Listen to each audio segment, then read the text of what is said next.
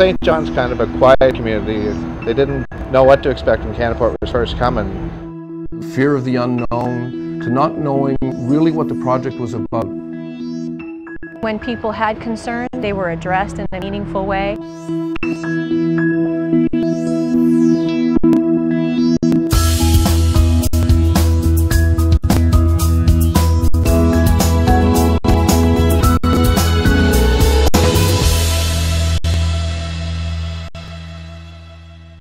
I'm very fortunate to be somebody who's been given an opportunity to work in a family business that has a great history and a great culture to always be mindful of and to be a part of. There was a tremendous history before me with my grandfather, my Uncle Jack, my father. They put their heart and soul into picking this location and building Canaport Oil, and to know that today Repsol, another company that saw the same potential that my grandfather did, is here with an investment along with us on Canaport LNG it's fantastic. We seem to be returning back to the glory days of our early history. At the time of the Loyalist and so on, St. John was rated as one of the top 4 cities in the world. Places like New York, London, and Paris, and St. John would have been in the same category. Now, with the coming of the energy hub, we are now returning to those glory days. Canaport LNG is a very important project for Repsol. We had pipelines that had to be built and expanded. We had an LNG terminal that had to be constructed. You drew from the community in order to bring the laborers in to build the plant. You had the community itself. They all had to come together in support of the project. There was a movement to the central part of Canada. Now there's a movement back. I see great days for St. John. We continue to build. We have hundreds of millions of dollars worth of projects that are on the go right now.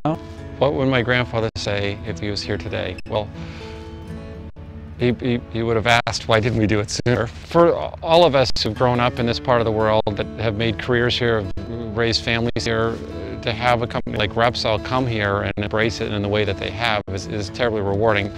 To know that the senior leadership of Canaport LNG have come from Spain or Argentina and have really integrated themselves into the community and are as proud to be a part of it as we are, is on a personal level, it's very rewarding. And I think it actually says a lot too about the future potential of this location.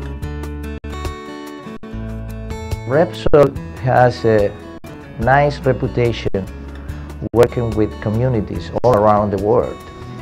So my goal was trying to apply all those concepts to a local community like St. John. We started this project with a multinational team and multinational companies. So the challenge was at the beginning how to get all these people together. Today we're celebrating all the hard work of men and women that built this plant. It's an incredible thing to see, and it's obviously a great achievement.